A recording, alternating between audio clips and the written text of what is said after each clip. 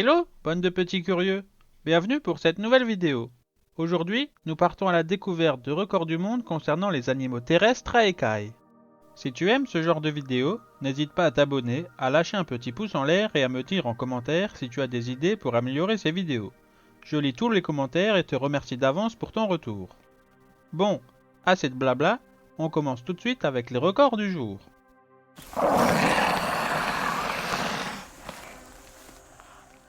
Les plus grandes griffes de toutes les espèces animales vivantes sont les griffes antérieures du troisième doigt du tatou géant qui peuvent mesurer jusqu'à 20,3 cm de long.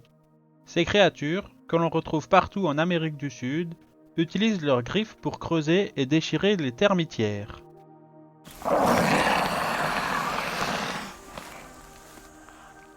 Le premier poisson potentiellement capable de marcher sur Terre est le Tiktaalik roseae. C'est une espèce de sarcope ptérygien qui vivait il y a environ 375 millions d'années, à la fin du Dévonien, dans ce qui est aujourd'hui l'Arctique canadien.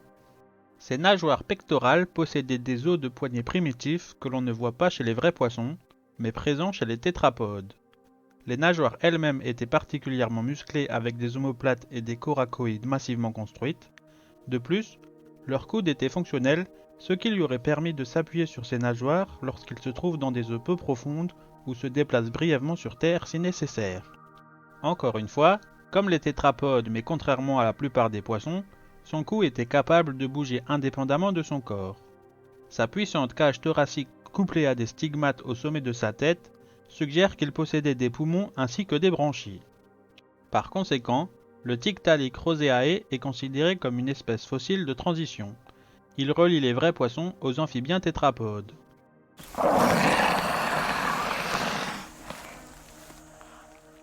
Le plus grand lézard est le dragon de Komodo, également connu sous le nom de varan de Komodo. On le retrouve sur les îles indonésiennes de Komodo, Rinja, Padar et également Flores. Les mâles mesurent en moyenne 2,59 mètres de long et pèsent environ 79 à 91 kg.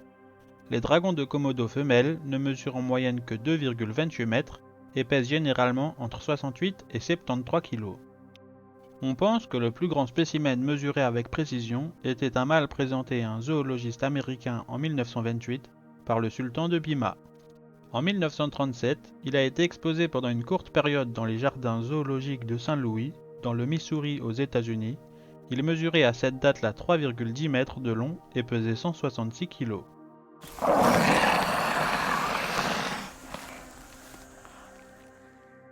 La plus grande aire de répartition naturelle d'un serpent terrestre est celle de la vipère du Nord ou vipère péliade. Son aire de répartition d'est en ouest à travers l'Eurasie s'étend sur environ 8000 km, du Royaume-Uni à l'île de Sakhaline au large de l'est de la Russie. Ces serpents venimeux vivent aussi loin au nord que la Scandinavie et la péninsule russe de Kola, à 200 km au nord du cercle polaire arctique, et aussi loin au sud que la région des Balkans de la Méditerranée. Les vipères péliades vivent dans une gamme diversifiée d'habitats. On les retrouve notamment dans les forêts, les prairies, les terres agricoles et les zones humides. En termes d'altitude, on la retrouve du niveau de la mer jusqu'à 2600 mètres d'altitude. Si l'on tient compte des espèces introduites par l'homme, le serpent terrestre le plus largement répandu est le Typhlops commun. Bien qu'originaire de l'Inde, on le trouve aujourd'hui sur tous les continents, y compris de nombreuses îles, à l'exception de l'Antarctique. Sa petite taille de 150 à 180 mm et son habitude de vivre parmi les mottes de plantes l'ont amené à être transporté partout dans le monde avec la translocation de plantes et de cultures exotiques. Cette facilité de transportation lui a valu le surnom de serpent en pot de fleurs.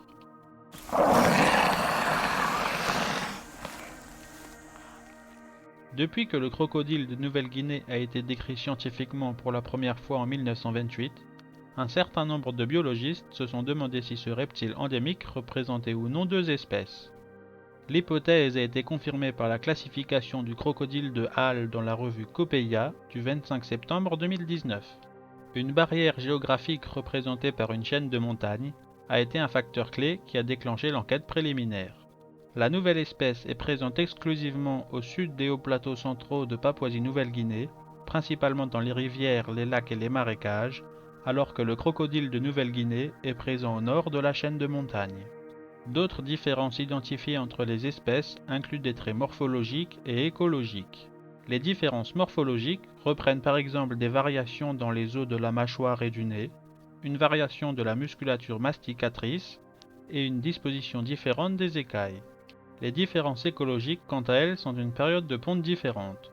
Le crocodile de Hall nidifie pendant la saison des pluies, tandis que le crocodile de Nouvelle-Guinée niche vers la fin de la saison sèche. La nouvelle espèce doit son nom au scientifique Philip Hall de l'Université de Floride. Ce scientifique a longtemps plaidé pour la reconnaissance de l'espèce et a mené de nombreuses recherches appuyant les arguments en faveur d'une division taxonomique. Les traits morphologiques ont été identifiés en analysant 51 crânes présumés de crocodiles de Nouvelle-Guinée provenant de 7 collections de musées différentes. Vous pouvez voir ici tous les musées qui ont participé. Ces résultats ont également été recoupés avec des spécimens vivants hébergés au parc zoologique de St. Augustine Alligator Farm en Floride aux États-Unis.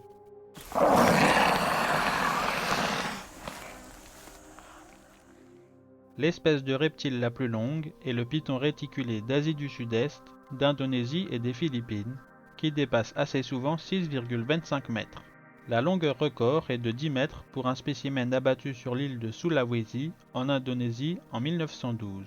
Cette longueur a été mesurée avec précision à l'aide d'un ruban géodésique par des ingénieurs civils travaillant dans un camp minier à proximité. Un spécimen vraiment exceptionnel de python de Seba a été abattu en 1932 par Madame Charles Berth dans l'enceinte d'une école à Bingerville, en Côte d'Ivoire. Il s'est avéré qu'il mesurait une longueur incroyable de 9,81 mètres, alors qu'en moyenne, les spécimens de cette espèce ne mesurent que 3 à 5 mètres de long.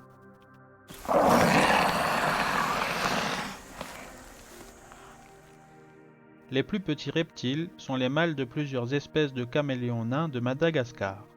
Une fois adultes, ils sont suffisamment petits pour tenir sur le bout d'un doigt. Le plus petit identifié à ce jour est le Brookesia nana, avec un mâle adulte mesurant 13,5 mm du museau à l'anus, comme décrit dans le journal Scientific Advances du 28 janvier 2021. Les femelles sont légèrement plus grandes, mesurant 19,2 mm de long du museau à l'anus, avec une longueur totale de 28,9 mm. Dans les deux cas, il est important de souligner que ces mesures sont basées sur des spécimens uniques et que des recherches supplémentaires sont donc nécessaires pour établir une taille moyenne à l'échelle de l'espèce. Avant la découverte du Brookesia nana dans le nord de Madagascar, les plus petits caméléons Brookesia connus mesuraient 14 mm de long du museau à l'anus. Le précédent record était partagé par 3 espèces, Brookesia minima, Brookesia micra et Brookesia tuberculata. Pour toutes ces espèces, les femelles étaient légèrement plus grandes que les mâles. Les reptiles sont généralement mesurés du museau à l'anus, aussi appelé évent, car la longueur de la queue peut varier en fonction des blessures et d'autres facteurs externes.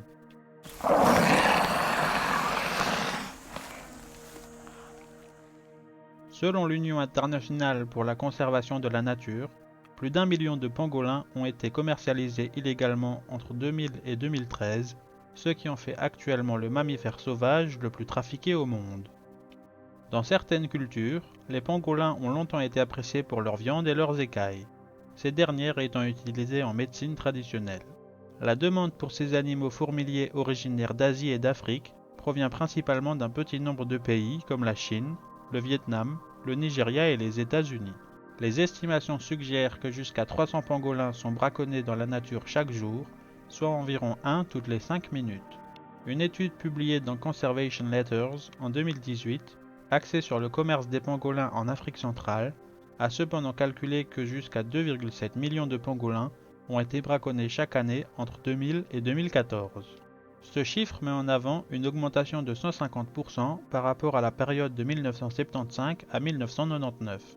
Une autre étude sur les saisies de parties du corps du pangolin et les routes commerciales menées entre 2010 et 2015 a révélé que 33 pays étaient impliqués dans cette industrie chaque année. Les 10 principaux en nombre d'incidents de trafic signalés étaient la Chine, le Vietnam, la Malaisie, Hong Kong, la Thaïlande, le Laos, l'Indonésie, le Nigeria, l'Allemagne et les États-Unis. En septembre 2016, les pangolins ont été inscrits à l'annexe 1 de la Convention sur le commerce international des espèces de la faune et de la flore sauvage menacées d'extinction.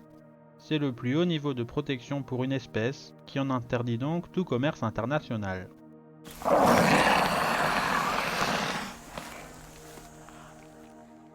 L'espèce de reptile la plus lourde est le crocodile marin, que l'on trouve dans toutes les régions tropicales d'Asie, notamment en Inde et en Indonésie.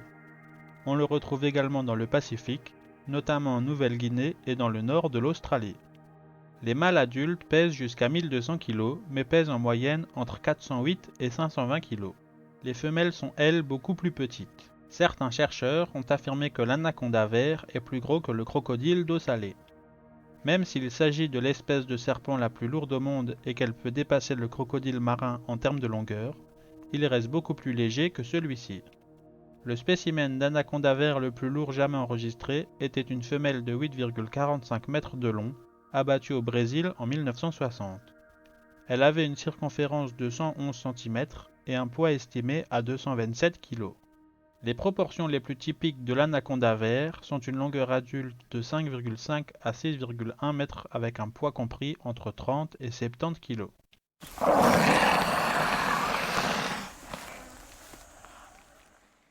La plus grande famille taxonomique de papillons est celle des papillons nocturnes, dont beaucoup ont une coloration et des motifs assez énigmatiques sur les ailes antérieures supérieures, ce qui les rend difficiles à repérer.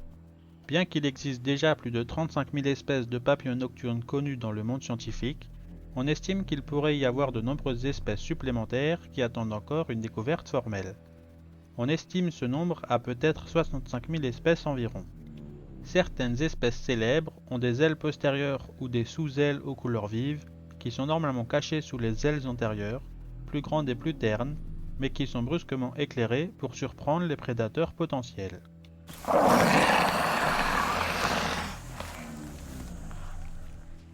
Dans le sud-est des États-Unis, le crotale diamantin pèse jusqu'à 6,8 kg pour une longueur pouvant atteindre 1,83 m. Le plus gros spécimen connu pesait 15 kg, soit l'équivalent de 4 bébés humains, et mesurait 2,36 m de long. L'un de ses concurrents directs vit en Afrique subsaharienne, c'est la vipère du Gabon, dont un individu de 11,3 kg a été recensé en 1973.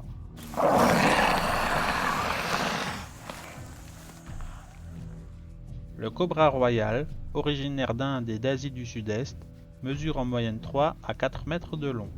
Le spécimen le plus long jamais enregistré a été capturé en avril 1937 près du port Dixon en Malaisie et a été exposé dans le zoo de Londres au Royaume-Uni. Il avait atteint une longueur de 5,71 mètres à l'automne 1939. Malheureusement, il a dû être tué comme les autres serpents venimeux du zoo au début de la Seconde Guerre mondiale. Cette décision avait été prise afin d'éviter tout danger pour le grand public et que les serpents s'échappent au cas où le zoo était bombardé par l'ennemi.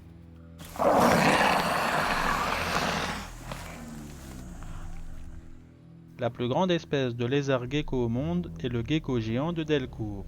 Remarquablement, cette espèce frappante n'est connue qu'à partir d'un seul spécimen mesurant 61 cm de long, qui était exposé au Muséum d'histoire naturelle de Marseille en France depuis plus d'un siècle avant d'être reconnu comme représentant une espèce inconnue de la science en 1979 par le conservateur Alain Delcourt. Cette espèce a été officiellement nommée et décrite en 1986.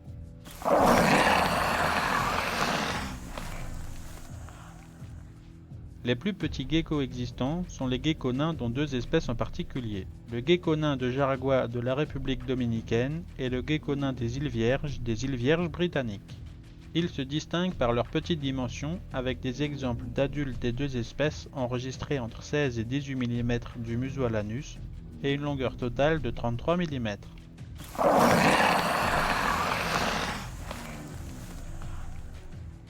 Le lézard le plus efficace en matière de thermorégulation via l'absorption du rayonnement solaire est l'iguane de lave.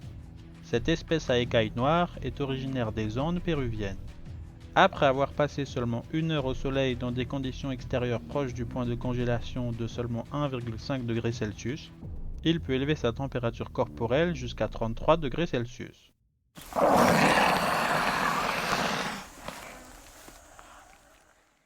Avec sa carapace de 6 à 9,6 cm de long, l'homopode marqué peut se glisser dans les fissures des rochers. Comme tous les chéloniens, cette tortue d'Afrique du Sud présente deux types d'écailles. de petites écailles épidermiques au niveau de la peau et des plaques plus dures de kératine qui forment sa carapace. Et voilà, c'est terminé pour aujourd'hui. Vous avez pu partir à la découverte de 16 records du monde concernant les animaux terrestres à écailles. Merci d'avoir regardé cette vidéo. N'hésitez pas à vous abonner si elle vous a plu pour ne pas rater les prochaines et à mettre un petit pouce en l'air pour me soutenir. Quant à moi, vous me retrouvez bientôt pour une nouvelle vidéo concernant les records du monde.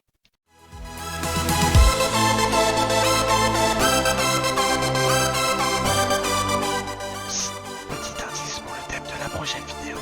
On part à la découverte des animaux aquatiques à écailles. Allez, ciao!